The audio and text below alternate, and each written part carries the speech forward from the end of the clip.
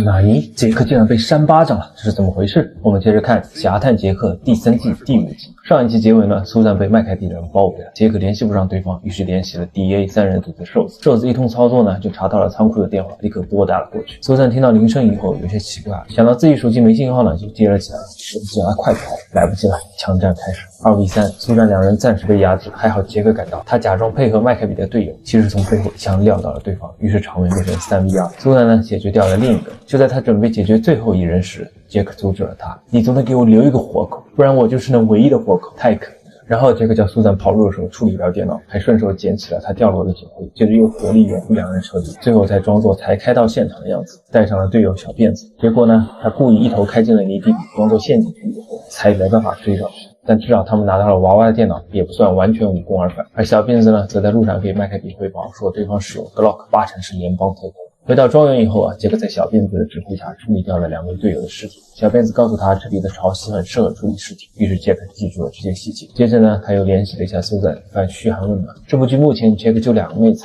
真的是不够数。电话呢被贝克打断，原来麦凯比派了人，贝克呢不想应付他们，就叫杰克去处理。2人呢和杰克开始下车，结果其中一个光头呢开始调戏法国女佣小姐姐，于是杰克狠狠地粉死了对方。光头不满，结果被杰克一招 KO， 女佣好感度 max。回到 DA 的安全屋里面，黑人保镖说来根烟，趁瘦子去拿火机的时候自己喝了口酒精，在点火的时候一把喷出，趁机反杀，一脚一脚踩死了瘦子，真的是心狠手辣。等苏珊赶回来的时候，瘦子已经没救了。苏珊立刻通知了杰克，担心杰克会因此暴露身份，于是他们立刻想办法，先让胖子去拦截保镖，苏珊呢则改到庄园外打坏了变压器和电话线。杰克借机外出，和胖子一起在必经之路伪装成事故堵住了路，保镖经过以后下车查看，被胖子一枪爆头，2人立刻处理掉了尸体。而庄园那边呢，麦凯比也就是奎因认为这里面有内鬼，于是要求搜查所有员工。等杰克赶到的时候，贝克说出了一个可怕的事情，庄园里面有联邦卧底。杰克还以为自己要暴露了，结果贝克说女佣是 ATF 的卧底。杰克呢说我可以从女佣那里查到更多的线索，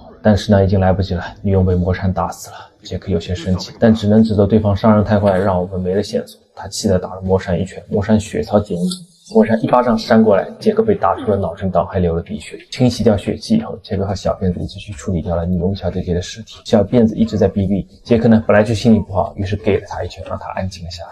等一下，女佣小姐姐就这样下线了吗？我刚还在说这部剧杰克就2个妹子，这就损失了一个，天哪！夜里立起来慰问一下杰克，杰克也意识到自己对魔山的轻敌，他的块头大，速度也快，下次他会更认真对待他。一起走后，杰克联系了苏珊，告诉他 ATF 所持的卧底，但他们也推测出了贝克集团贩卖的不是毒品，是军火，所以才迎来了 ATF。